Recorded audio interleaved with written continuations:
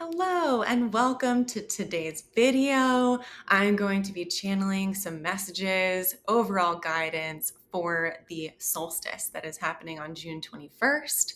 Whether you are in the Northern Hemisphere where we're transitioning into summer or in the Southern Hemisphere where they are transitioning to winter, these messages are going to be for everyone walking Gaia and this planet at this time. So you may see me close my eyes, getting some guidance. I already have high frequency Gaia here around me energetically. So we're going to tune into her a little bit deeper and just see what wants to come through. I do have a feeling this might be a part 1 video and a part 2 video. There does seem to be a lot of things that wants to be shared. So let's just see what wants to come up today. I just invite you to be open, opening up your heart, opening up your mind to receive what you are meant to receive, because there is a specific frequency and codex that is being woven into my voice and also from my heart to yours. So let's dive in. So I would like to start with what I was getting before I actually started the video. So I pulled a few cards connecting in with Gaia, connecting in with the solstice in particular. So this particular day is a beautiful, beautiful day for many reasons. In the Northern Hemisphere, we are transitioning to summer. June 21st, the solstice will be the longest daylight day of the year, and it will be the opposite for the Southern Hemisphere. That's all stuff that you guys probably already know. So let's dive into the things that you may not. So let's just see what wants to come through. Okay. So I'm seeing an image of, it's almost like this first half of the year, the first half of 2023 has been a lot of releasing, a lot of recalibration, whether that's energetic, relationship-wise, family dynamics I'm hearing. But the big moment, if you will, is going to be this solstice day that is going to really ignite things for the rest of 2023. So it's almost like the first half of 2023, feels kind of like a gradual build, but again, a lot of releasing to create space.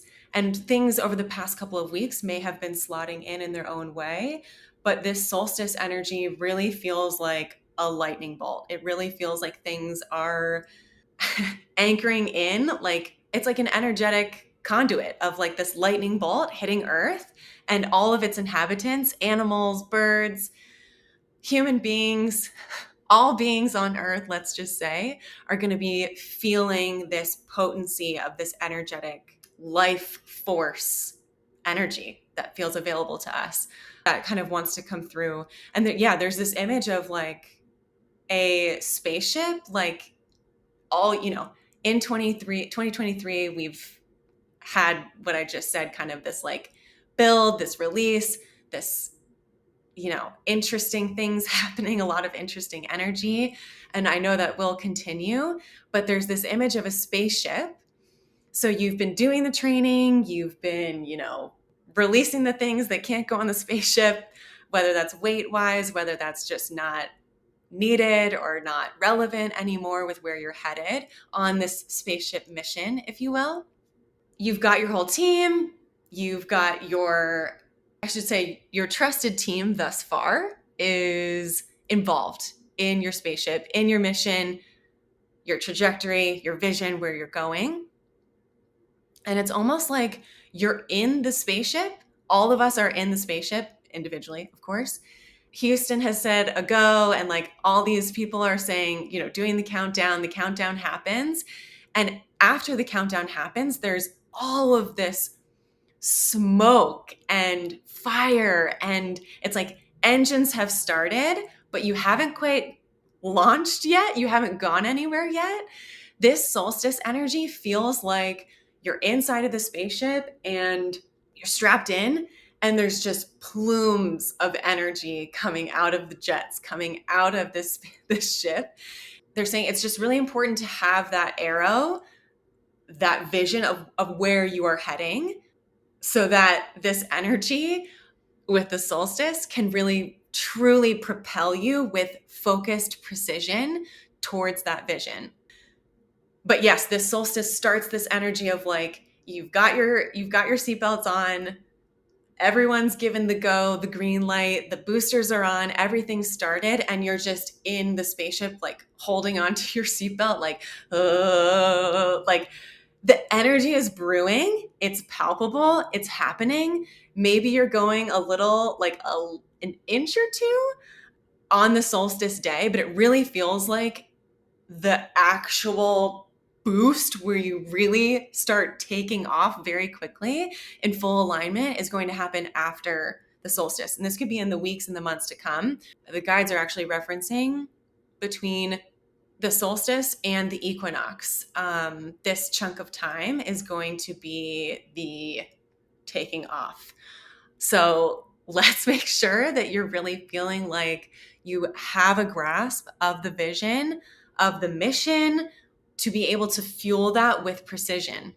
And in the meantime, just like enjoy the shakeup, enjoy the fire energy, enjoy the like, because like something big is happening, and as a collective and also individually with this energy, which is interesting. It's an interesting message to come through because the solstice also is the start of Cancer season. So we move from Gemini season, which is an air sign, to Cancer season, which is a water sign. Different energies for sure. And it almost just feels like from like air to water we go. This like, oh my gosh, it's like lightning. It is like lightning, like coming from the air, coming down into water. So it's also, yeah, it could be igniting emotions. It could be igniting really desiring up levels in your partnership, in your friendships, in your family relationships. It feels like, the Cancer nurturing energy is going to be called up another level with this life force vitality coming from this spaceship, if you will, towards your mission, towards your highest timeline. Well, I guess energizing your highest timeline energetically. There will be emotions. There will be support that is desired in a whole new way than what you've known and what you've experienced before. And so this really is that invitation to open your heart space to what does want to come in to support you in this trajectory into this life giving energy. Another visualization that's coming through right now is actually, it feels like Gaia is going to be going through a really big shift in the latter half of this year, also starting with the solstice. I mean, she already has absolutely, and is constantly shifting and evolving just like we are.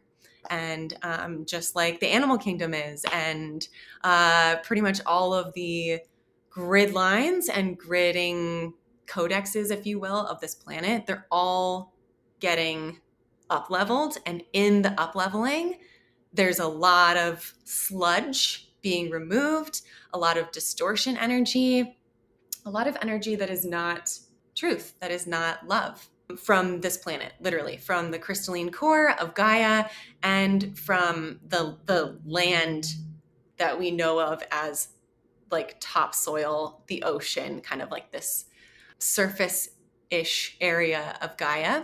She has a huge, vast network of grids within her and in each of the layers building up to the surface level of this planet. This is important to know because as we are making bold decisions, as we are releasing, as we are with love, surrendering into this beautiful unknown next iteration of 2023, while also, again, remembering that we have, through the power of our choice and decision, a lot available to us at this time. So it's really important to remember your free will, your sovereignty as it relates to your energetic field, what you're allowing into your energetic capacity.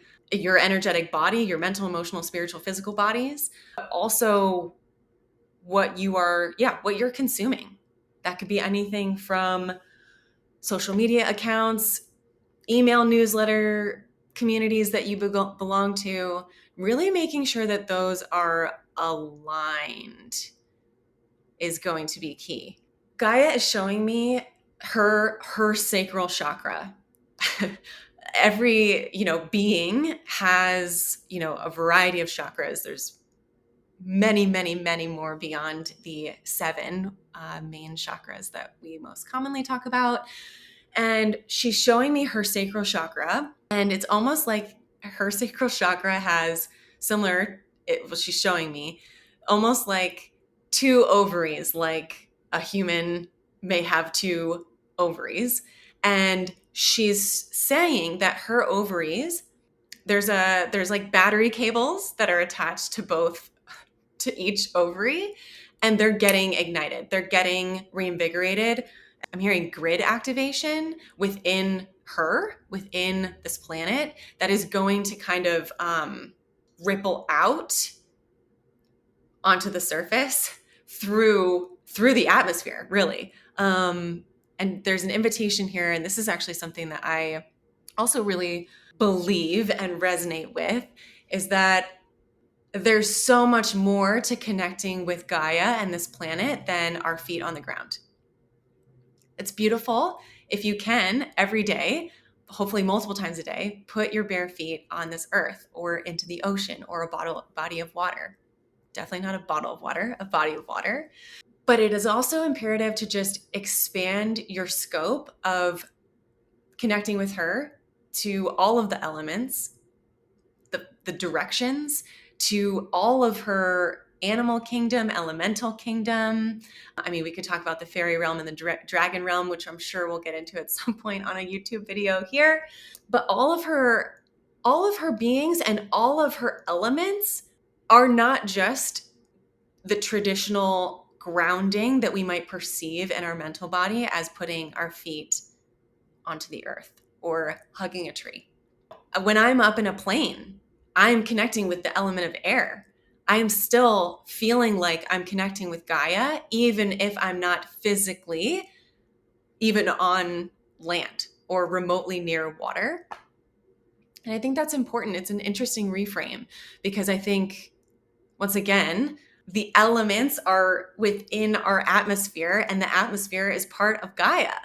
So anywhere that we are on this planet, we have an opportunity to lean into how Gaia is presenting herself beyond maybe your physical senses, and coming back into the body, coming back into deep presence to take a look around and just say, wow, I'm up in the plane and I'm going to connect with the clouds, and I'm going to connect with the element of air, and I'm going to see how that wants to weave into my life, that moment of that day.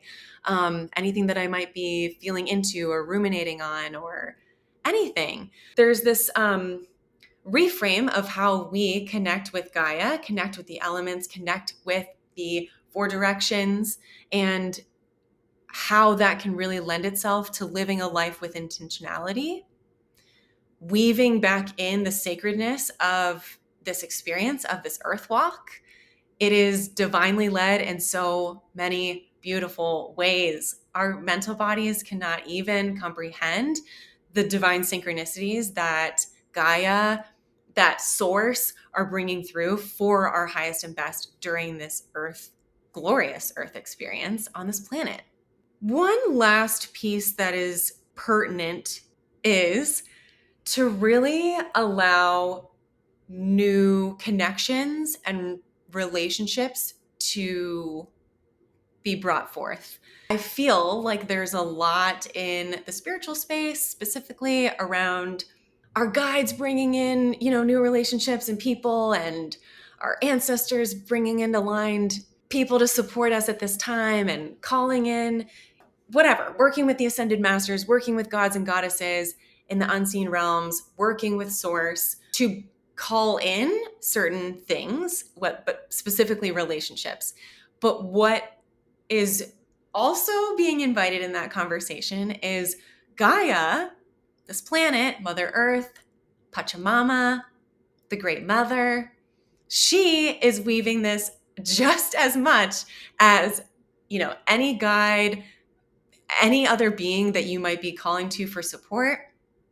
She is weaving this magic in equal measure, like literally weaving people like a web on her surface so that certain members of soul family meet, having that frequency exchange, and then, deciding if they want to continue exploring that friendship or exploring that relationship moving forward. Not that there's going to be actual clusters, but it's almost like she is weaving her grid lines and planting seeds in different soul family memory banks, if you will, for each person in their own alignment to meet with other divinely led beings, human beings, I should say, on this planet, on her shores, on her land.